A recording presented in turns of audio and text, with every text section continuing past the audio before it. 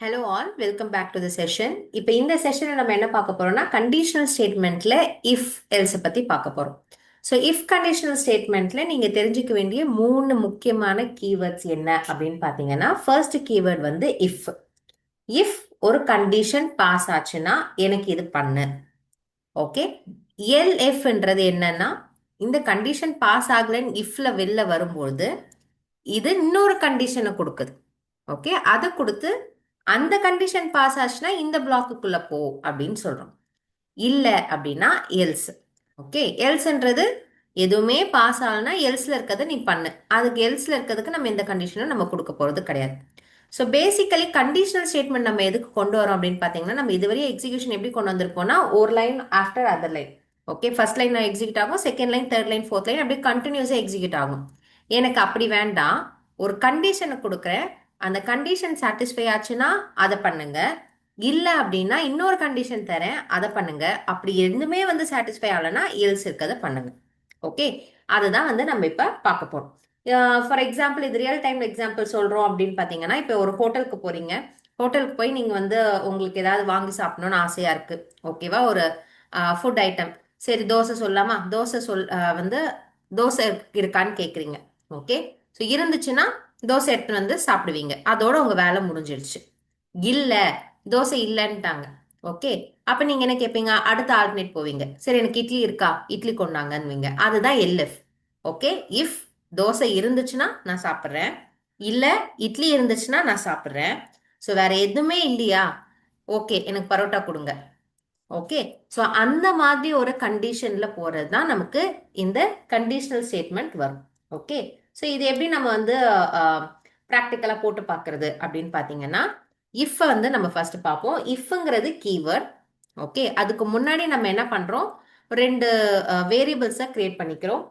ஏன்னு ஒரு வேரியபிள், பின்னு ஒரு வேரியபிள். பி வந்து 12ன்னு கொடுக்குறேன். Okay, if A is greater than B. Okay, இந்த இஃப்க்கு பக்கத்துல வர ஸ்டேட்மெண்ட் எப்படி இருக்கணும்னா, உங்களுக்கு ஒரு பூலியன் ஆன்சர் கொடுக்கக்கூடிய ஸ்டேட்மெண்ட்டா இருக்கணும். ஓகே, கண்டிஷனல் ஸ்டேட்மெண்ட், அதாவது எய்தர் ட்ரூ கொடுக்கணும் இல்ல ஃபால்ஸ் கொடுக்கணும். வேற எதுவும் நம்ம 1+1 அப்படிலாம் கொடுக்கக்கூடாது. ஓகே, ஸோ நம்ம என்ன கொடுக்கணும் இங்க, நம்ம லாஜிக்கல் கண்டிஷன் ஸ்டேட்மெண்ட்ஸ் கொடுக்கணும். ஒன்னு ஈக்குவல் டுவா இருக்கலாம், டபுள் ஈக்குவல் டு கொடுத்து ரெண்டுமே ஈக்குவலா இருந்தா இதை பண்ணு, இல்ல ரெண்டுமே நாட் ஈக்குவலா அப்ப இது பண்ணு. ஓகே, அந்த மாதிரி நாட் ஈக்குவல் முன்னாடி வரணும். Okay, not equal to, less then equal to, greater then equal to, அந்த மாதிரியான ஸ்டேட்மெண்ட்ஸ் மட்டும் தான் இதுல வரும். ஓகே, இது லூப்பிங் கிடையாது. இந்த ஒரு கண்டிஷனை ஒரு வாட்டி செக் பண்ணும், பண்ணிட்டு உள்ள இருக்கிறத எக்ஸிக்யூட் பண்ணும். ஓகே, ஸோ அதுதான் நம்ம இஃப். ஓகே, ஸோ நம்ம இஃப்ல வந்து என்ன பண்ண போறோம் இப்ப அப்படின்னு பாத்தீங்கன்னா, ஸோ நம்ம ஆஸ் யூஷுவல் நமக்கு தெரிஞ்சது, பைத்தான் வந்து இண்டென்டேஷன் ரொம்பவே பார்க்கும். ஓகே, இண்டென்டேஷன்ல ஏதாவது தப்பு இருந்துச்சுன்னா உங்களுக்கு ஸ்கோப்பே வந்து மாறிடும். ஓகே, ஸோ அதனால நம்ம வந்து ப்ராப்பரா வந்து பார்க்கணும். So if A is greater than or equal to பியா இருந்துச்சுன்னா, ஓகே, இஃப்க்கு வந்து கோலனோட தான் முடியணும். ஓகே, அந்த ஸ்டேட்மெண்ட். நெக்ஸ்ட் நான் என்ன சொல்றேன், எனக்கு பிரிண்ட் பண்ணுன்னு சொல்றேன். ஓகே, இந்த பாத்தீங்கன்னா நெக்ஸ்ட் லைன் நான் கொடுக்கும் போதே ஒரு டேப் அதுவே ஆட்டோமேட்டிக்கா கொடுத்துக்குச்சு. என்ன ரீசன் அப்படின்னா, இண்டென்டேஷன் ப்ராப்பரா இருந்தாதான் இஃப்க்குள்ள இதெல்லாம் எக்ஸிக்யூட் ஆகணும் அப்படின்னு அதுக்கு தெரியும். Okay, sorry. So A is greater than B அப்படின்னு நான் சொல்றேன். ஓகே, ஸோ இதை நம்ம வந்து எக்ஸிக்யூட் பண்ணி பார்ப்போம். கரண்ட் ஃபைல் வச்சுட்டு எக்ஸிக்யூட் பண்ணா எனக்கு வந்து ஏ இஸ் கிரேட்டர் தென் பின்னு வந்துருச்சு. ஏன்னா A33 B12, அப்போ ஏ இஸ் கிரேட்டர் தென். இப்போ நான் இது 122 மாத்திரன்னு வச்சுக்கோங்க, எனக்கு எதுவுமே வராது. ஏன் வராதுன்னா, இந்த ஸ்டேட்மெண்ட் எப்போ எக்ஸிக்யூட் ஆகும், only when the condition pass. இந்த கண்டிஷன் வந்து ட்ரூவா இருந்தா மட்டும்தான் இஃப்க்குள்ள வரும். அப்ப ட்ரூ இல்லைன்னா எங்க போகும்னு பாத்தீங்கன்னா எல்ஸுக்கு போகும், இல்ல எல்எஃப்க்கு போகும். ஆனா நீங்க எதுவுமே எழுதல, அதனால அது எதுவுமே பண்ணாம வெளியில வந்துருச்சு. ஓகே, இப்ப ரெண்டாவது கண்டிஷன் கீவேர்ட் என்ன நம்ம பார்த்தோம் அப்படின்னா, எல் இஃப் அப்படின்னு பார்த்தோம். ஸோ எல் இஃப்னா மேல இஃப்ல இருக்க கண்டிஷன் பாஸ் ஆகல, ஃபெயில் ஆகுது. ஓகே, ட்ரூ வரல, ஃபால்ஸ் வருது இந்த கண்டிஷனுக்கு. அப்ப எனக்கு என்ன வரும், இந்த பாட்டுக்கு வரும். ஓகே, உள்ள போகாம இங்க வரும். இங்க வந்துட்டு என்ன பண்ணும் அப்படின்னா, எல்எஃப்ங்கிறது என்ன, எல்ஸ் இஃப் சேர்ந்ததுதான் எல்எஃப். ஓகே, இஃப் பாஸ் ஆகல, okay, it is giving me false. Okay, true கொடுக்காம ஃபால்ஸ் கொடுக்கறதால இங்க வருது. ஆனா இங்கேயும் ஒரு கண்டிஷன் இருக்கு. ஓகே, இந்த கண்டிஷன் செக் பண்ணி தான் எனக்கு கீழே இருக்க ஸ்டேட்மெண்ட் எக்ஸிக்யூட் ஆகும். அப்ப இங்க இருக்க கண்டிஷனை நான் கொடுக்கணும். ஓகே, ஸோ ஏ வந்து கிரேட்டர் தென் பிஐ இல்லைன்னா ஏ வந்து ஆப்வியஸா லெஸ்ஸர் தென்னா தான் இருக்கணும். கரெக்டா, லெஸ்ஸர் தென் பியா தான் இருக்கணும். ஏன்னா கிரேட்டர் தென் ஈக்குவல் டு நான் பார்த்துட்டேன், இல்ல அப்ப லெஸ்ஸர் தென்னா இருக்கு. ஓகே, அப்படியா இருந்தா எனக்கு என்ன பிரிண்ட் பண்ண, எனக்கு B is greater then A.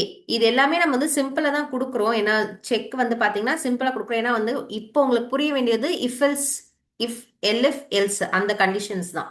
Okay, அதனால தான் எனக்கு சிம்பிளா வந்து நான் நம்பர்ஸை வந்து எடுத்து பண்ணியிருக்கேன். ஓகே, ஸோ இப்போ இஃப் வரும், ஏ வந்து கிரேட்டர் தென் பின்னு பார்க்கும், கிடையாது. 33 இஸ் நாட் கிரேட்டர் தென் 122. அப்போ பி எல்எஃப்க்கு வரும். ஏ வந்து லெஸ்ஸர் தென்னா ஆமா. ஓகே, அப்போ எனக்கு நெக்ஸ்ட் என்ன வரும், எனக்கு பி இஸ் கிரேட்டர் அப்படின்னு வரும். ஓகே, இங்க பில இங்க எல்எஃப்ல வந்து ஒரு கண்டிஷனை செக் பண்ணி அந்த கண்டிஷன் பாஸ் ஆனாதான் உள்ள போகும், இல்லைன்னா உள்ள போகாது. ஓகே, நெக்ஸ்ட் ஒன் இருக்கு எல்ஸ். இப்போ நான் என்ன பண்றேன், ஏ வந்து கிரேட்டர் தென் பியும் கிடையாது, ஏ வந்து லெஸ்ஸர் தென் பி கரெக்ட் தான். ஓகே, ஸோ நெக்ஸ்ட் என்ன கொடுக்குறேன் அப்படின்னா இங்கேயும் 122 கொடுக்குறேன்.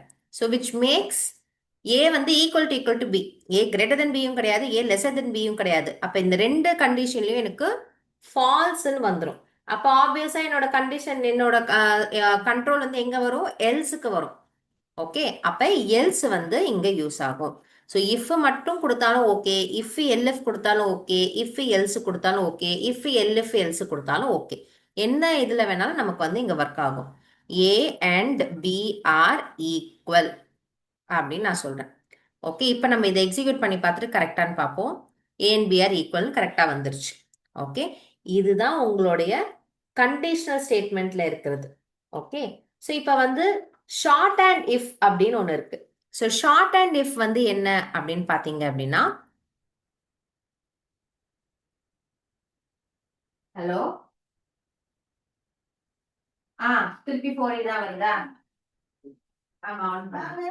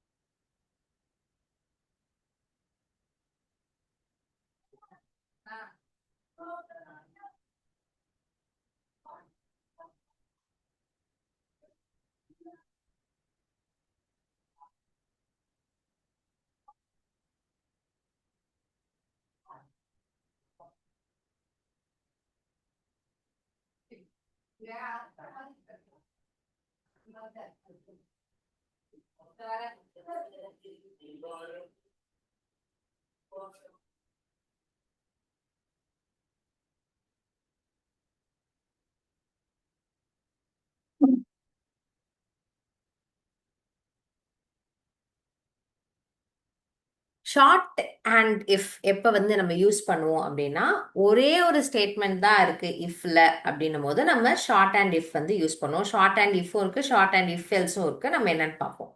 ஓகே. ஸோ இப்போ எப்போ வந்து நமக்கு இப்படி வருது அப்படின்னா எனக்கு இந்த ஒரு லைன் தான் இருக்கு. ஓகேவா? எனக்கு கீழே மற்ற லைன்ஸ்லாம் இல்லை, வேற எதுவும் இல்லை. ஓகே, எல்எஃப் இல்லை அப்படின்னும் போது நான் என்ன பண்ணுவேன், இதை ஷார்ட் ஹேண்டா ஒரே ஸ்டேட்மெண்ட்ல எழுத முடியும். அதுதான் ஷார்ட் ஹேண்ட் இஃப்னு சொல்லுவாங்க. அதை நம்ம இப்போ எப்படி பண்றதுன்னு பார்க்கலாம். ஓகே. ஸோ ஷார்ட் ஹேண்ட் இஃப்ல நம்ம ஃபர்ஸ்ட் என்ன பண்ண போறோம், இஃப்ன்ற கீவேர்ட் கண்டிப்பா இருக்கும், நம்மளோட கண்டிஷனல் ஸ்டேட்மெண்ட் அது கூடவே இருக்கும். ஓகே, காலன் என்டர் அழுத்தி எழுதாம நம்ம என்ன பண்ண போறோம், இங்கே எழுத போறோம். print a is greater. Okay, இதுதான் வந்து நம்ம பண்ண போறோம். நம்ம என்ன பண்றோம், இப்படி பண்ணிட்டா எனக்கு a is greaterன்னு வந்துருச்சு. இது ஷார்ட் அண்ட் இஃப். இதுவே ஷார்ட் அண்ட் இஃப் எல்ஸ் இருக்கு. எப்படின்னா இந்த பிரிண்ட்டை தூக்கி ஓகே முன்னாடி போட்டுறேன். நெக்ஸ்ட் என்ன பண்றேன், இந்த காலனை எடுத்துட்டு else b is greater. Okay, இப்போ என்ன பண்றேன், இதை 12 ஆக்கிட்டு இது 122. அப்போ ஆப்வியஸா b தான் கிரேட்டரா இருக்கும். இது எப்படி ஒர்க் ஆகுதுன்னா, a வந்து கிரேட்டர் தென் b இருந்துச்சுன்னா முன்னாடி இஃப்க்கு முன்னாடி இருக்கிறது ரன் ஆகும். இஃப்க்குள்ள போகணும் இல்லையா, அதனால இஃப்க்கு முன்னாடி இருக்கிறது ரன் ஆகும்.